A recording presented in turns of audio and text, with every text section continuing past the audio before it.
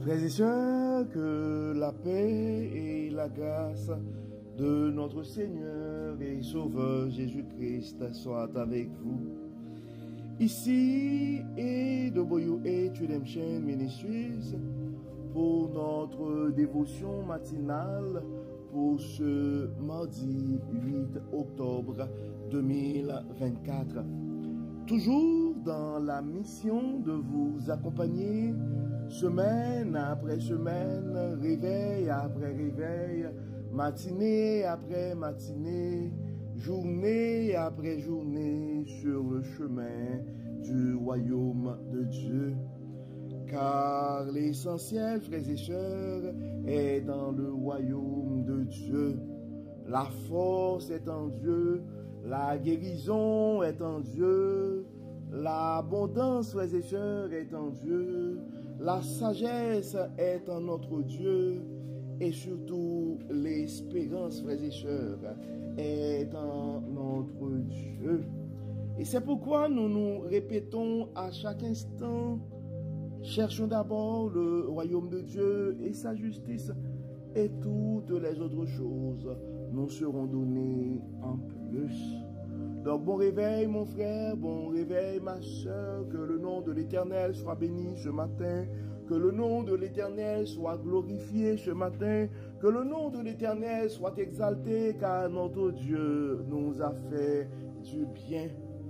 Puisque nous sommes bien vivants ce matin, frères et sœurs, peu importe les circonstances de la vie, nous avons une raison pour crier: Ebenezer, Ebenezer, jusqu'ici l'Éternel nous a secourus.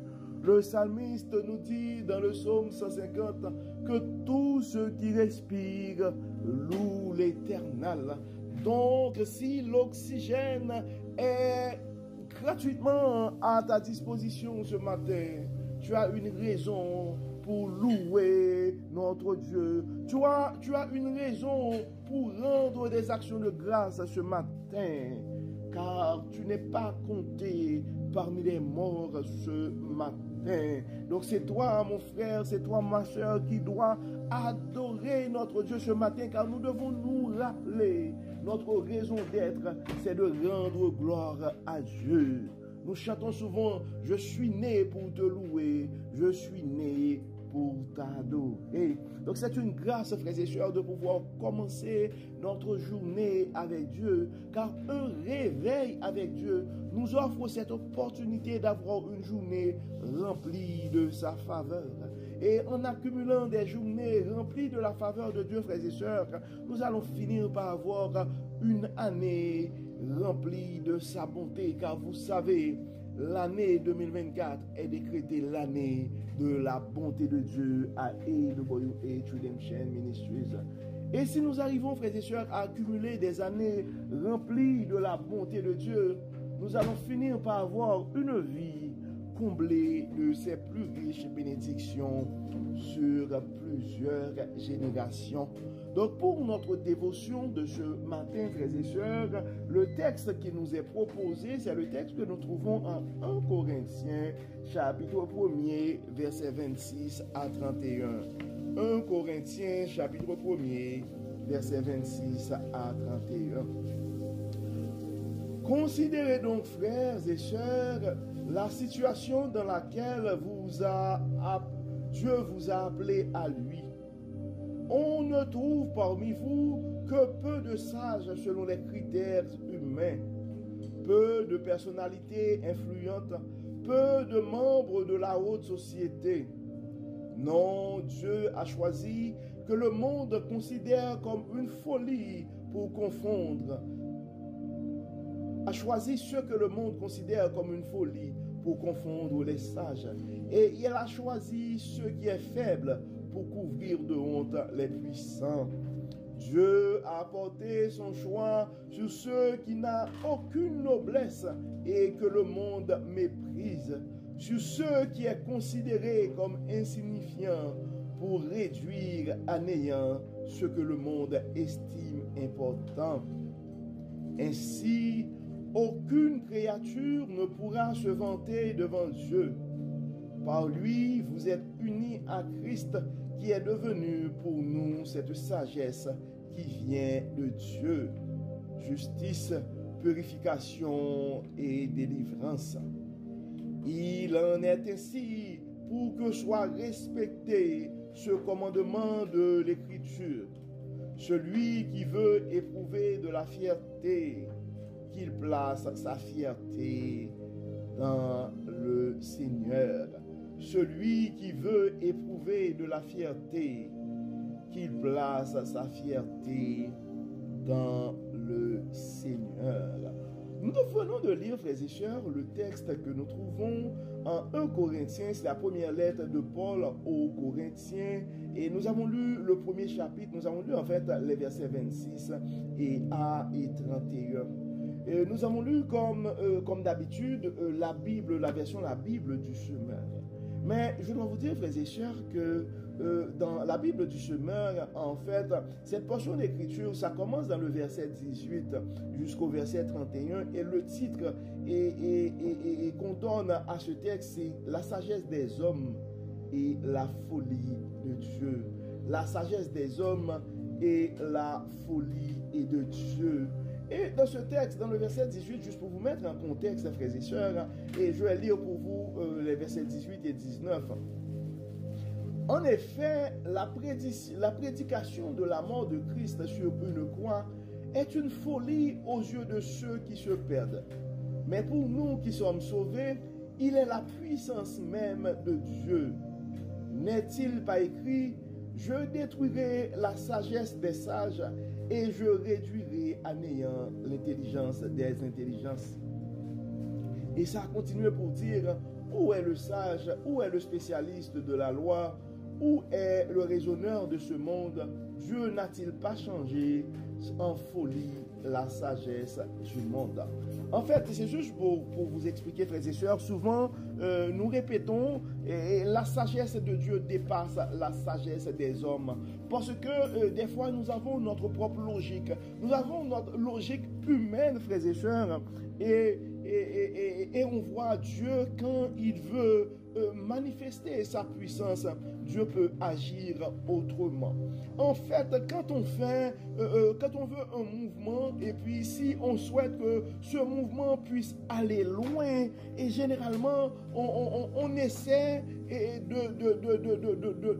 d'avoir dans notre réseau ce qu'on appelle des centres d'influence pour ceux qui sont dans la vente. Vous comprenez bien en développement des affaires, et vous allez comprendre mieux ce que je suis en train de dire. Donc si on veut, et si on est dans une période électorale, donc si on veut avoir une certaine influence, et si on veut vraiment faire en sorte qu'on soit populaire, donc on essaie de cibler les gens qui sont déjà populaires, et les directeurs d'écoute, les gens qui ont beaucoup d'écoute dans les médias, les gens de la haute société, les hommes d'affaires influents, les notables des communautés. On essaie de les rencontrer, les groupes organisés, les professionnels, parce que c'est de cette manière qu'on peut aller avoir vraiment une influence. On les voit présentement avec le développement des réseaux sociaux, et on parle souvent d'influenceurs. Donc si jamais on veut que notre message, et on aimerait que notre message ça aille vraiment loin, donc on peut rencontrer des influenceurs, essayer même de payer pour booster nos pages.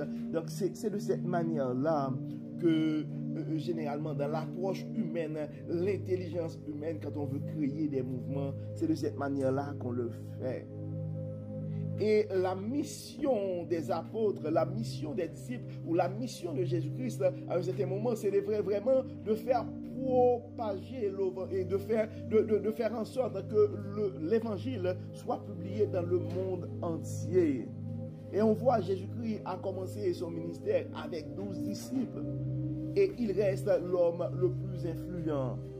Pas parce qu'il a eu dans son équipe les gens les plus influents, les gens de la haute société, mais c'est parce que tout simplement il a eu la bénédiction de Dieu. Donc c'est pourquoi l'apôtre Paul nous rappelle, frères et sœurs, donc que nous devons nous fier à Dieu. Et c'est pourquoi souvent dans nos commentaires, dans nos messages, et nous invitons nos frères et sœurs à ramener leur combat à une dimension spirituelle. Des fois, je comprends, mon frère, tu as besoin d'un emploi, et je comprends, il faut travailler son réseau pour que l'entreprise, pour établir, pour augmenter la clientèle, pour augmenter le chiffre d'affaires. Mais tu dois te rappeler, mon frère, notre Dieu, c'est le Dieu de l'abondance. Et la parole nous dit, c'est la bénédiction de l'Éternel qui enrichit et ne la fait subir d'aucun chagrin. Donc ta force, mon frère, tu dois aller chercher en Dieu. Ton abondance, donc tu dois ramener ton combat ce matin et à une dimension spirituelle. Tu dois le ramener à Dieu. Donc la sagesse que tu dois chercher ce matin, c'est la sagesse qui se trouve en Dieu. Et ton espérance aussi, comme on le dit souvent, tu dois aller chercher ton espérance en Dieu. Donc dans le verset 20, ça dit, considérez donc, frères et sœurs, la situation dans laquelle Dieu vous a appelé à lui. On ne trouve parmi vous que peu de sages selon les critères humains. Donc c'est pourquoi, frères et sœurs, quand nous regardons, que ce soit à l'église que dans nos activités, et avant de regarder les critères humains, avant de regarder les gens à travers leur apparence ou ce qu'ils possèdent ou leur connaissance, essayons de voir et ces gens-là à l'image de Dieu. Essayons de voir c'est quoi la dimension du Saint-Esprit, de l'onction de Dieu qui est dans cette personne-là. Donc ça dit peu de personnalités influentes, peu de membres de la haute société. Non, Dieu a choisi ce que le monde considère comme une folie pour confondre les sages. Et il a choisi ce qui est faible pour couvrir de honte les puissants.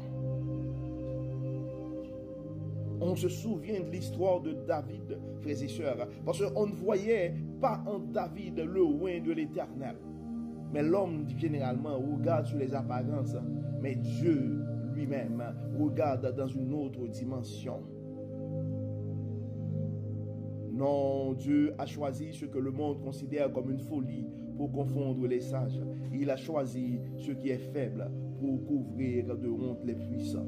Dieu a porté son choix sur ceux qui n'ont aucune noblesse et que le monde méprise, sur ceux qui est considéré comme insignifiant pour réduire à néant ce que le monde estime important.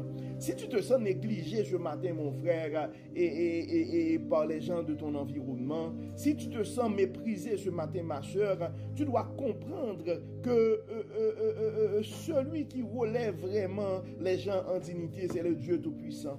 Ne cherche pas la faveur des hommes ce matin, mais recherche la faveur de Dieu. Ne recherche pas la bénédiction des hommes aujourd'hui, ce matin, recherche la bénédiction de Dieu. Dans le verset 29, ça dit ainsi, aucune créature ne pourra se vanter devant Dieu.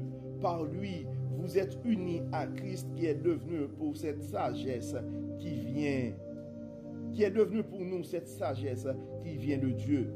Justice, purification et délivrance. Donc notre justice, frères et sœurs, est en Dieu. Notre purification est en Dieu. Notre délivrance est en Dieu. N'essaie pas de trouver ta justification dans tes contacts, dans les gens qui t'approuvent, mais cherche l'approbation de Dieu ce matin.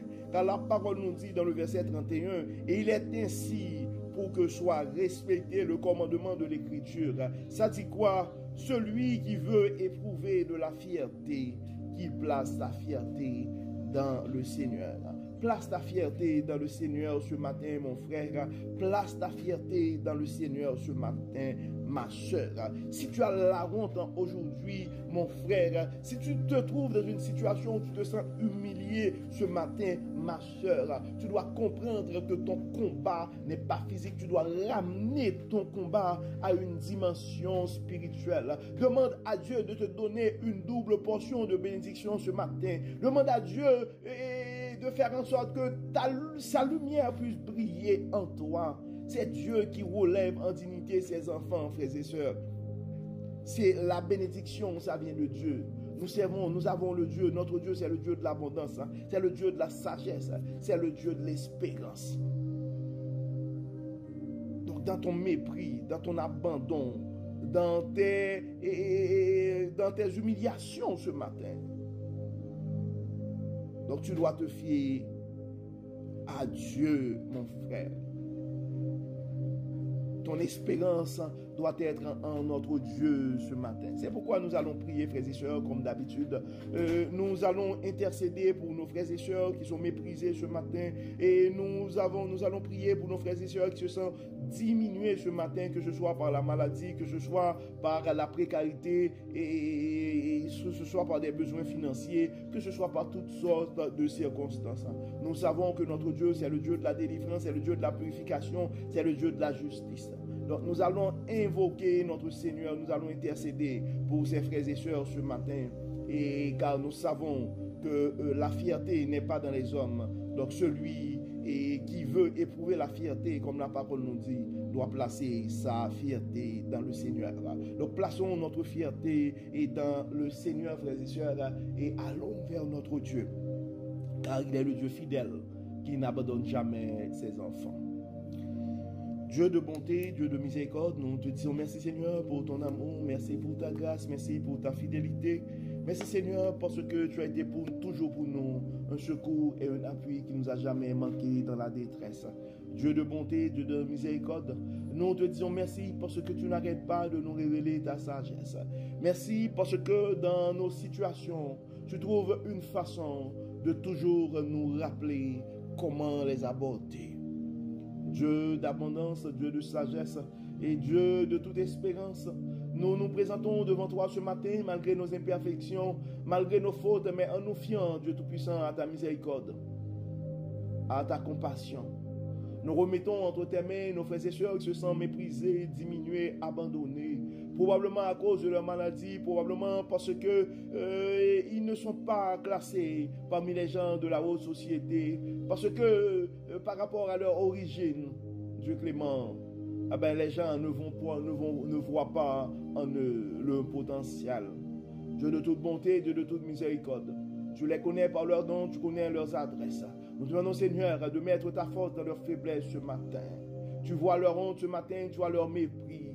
Dieu de toute fierté, nous te demandons, Seigneur, de relever en dignité tes enfants bien-aimés. Donc, permets, Seigneur, que leur maladie soit un sujet soit un sujet de gloire et soit un sujet de témoignage pour ses frères et sœurs. Daigne les bénir, daigne, Seigneur, les révéler ta sagesse, ton abondance et ta bonté dans leur maladie. Dieu de bonté, Dieu de miséricorde, dans leur précarité, dans leurs besoins financiers, dans leur pauvreté, nous te demandons, Dieu clément, de faire briller ta bonté, ton abondance. Prouve, Seigneur, aux gens qui les entourent que tu es le Dieu de l'abondance, que tu es le grand pouvoir, que tu es pourvoyeur par excellence. Prouve aux gens qui les entourent, Dieu clément, que tu es le Dieu qui n'abandonne jamais ses enfants. Dieu de toute bonté, Dieu de l'abondance, Dieu de toute sagesse. Tu vois, Seigneur, leur situation. Probablement, les gens regardent leur situation et pensent que, il n'y a pas une porte de sortie. Toi, le Dieu de toute délivrance, apporte la délivrance dans ces maladies. Apporte, Seigneur, la délivrance dans ces complications. Apporte, Seigneur, la délivrance. Donne un témoignage, Dieu clément, dans ces situations compliquées. Dieu de toute bonté, Dieu de toute miséricorde, révèle ta sagesse à tes enfants bien-aimés. Dieu de toute espérance, tu vois les cœurs désespérés ce matin, tu vois les esprits tourmentés. Nous demandons de toucher les cœurs, de toucher les corps et de fortifier les esprits. Dieu de toute bonté, Dieu de toute miséricorde, nous mettons entre tes mains nos frères et sœurs qui sont victimes et des intempéries. Tu vois leurs besoins, tu vois leurs souffrances. D'autres ont peur pour leur vie présentement à cause de la guerre, à cause des explosions. D'autres, ce sont des luttes internes, des bandes armées qui sèment la panique, Dieu clément, dans leur environnement. Beaucoup, Dieu clément, ont perdu tout ce qu'ils ont accumulé. Toi, le Dieu de toute bonté, toi, le Dieu de toute espérance, toi, le grand pourvoyeur par excellence, rappelle à ces gens à qui perd tout, je reste encore. Bénis Dieu clément, guéris Dieu clément, et fais briller ta bonté, ton abondance et ta sagesse dans la vie de tes enfants bien-aimés. Nous te remercions et nous bénissons ton Saint-Nom, Dieu clément, pour les progrès que tu es en train de faire dans la vie et des frères et sœurs qui ont été victimes de l'explosion. Merci Seigneur pour les progrès, car hier on a pu voir l'une de nos sœurs et à l'église. Nous te remercions Dieu clément parce que tu as entendu nos prières. Nous savons Dieu clément, tu vas continuer à faire briller ta bonté à travers ces adversités. Nous avons d'autres frères et sœurs qui ont eu des opérations, Dieu clément. Nous te remercions pour les progrès réalisés dans leur vie. Mais ces Seigneurs, ils ont toujours besoin de ton soutien. Et nous allons continuer à compter sur ta bonté, sur ta fidélité. Notre sœur qui a eu une deuxième opération dans ses yeux, nous allons Seigneur de l'assister là où elle est. Et nous tenons Seigneur à une récupération complète pour elle. Nous avons notre sœur Muriel Lecomte, Dieu clément, là où elle est, tu la connais. Tu connais, Seigneur, ses besoins, tu connais son adresse. Nous venons, Seigneur, de la toucher d'une façon spéciale. Mais Seigneur, pour ton amour que tu as mis en elle, et là où elle est, Dieu clément, malgré sa maladie, elle n'arrête pas de partager l'amour. Dieu clément, nous te demandons de continuer à la bénir, de subvenir à ses besoins. Nous remettons son corps, son esprit et son âme entre tes mains. Daigne la bénir d'une double portion de bénédiction et les gens qui l'entourent, Dieu clément. Nous remettons entre tes mains nos jeunes. Nous remettons entre tes mains nos enfants. Nous remettons entre tes mains et nos aînés. Tu les connais, Dieu clément, par leur nom. Tu connais, Dieu clément, leur situation. Tu connais leurs adresses. Nous te demandons de les assister, de les garder et que tout soit fait dans leur vie pour la gloire de ton nom. Bénis Seigneur, pardonne Seigneur. Nous te prions pas selon nos mérites, mais selon ton Fils Jésus-Christ qui vit et qui règne au siècle des siècles. Amen. Frères et sœurs, nous arrivons au terme de notre méditation pour ce mardi 8 octobre 2024. Nous espérons que votre âme a été bénie et d'ici là, nous vous souhaitons une excellente journée sous le regard du Dieu Tout-Puissant. Que le Seigneur nous bénisse, que le Seigneur nous accorde sa paix et sa grâce. Au nom de Jésus.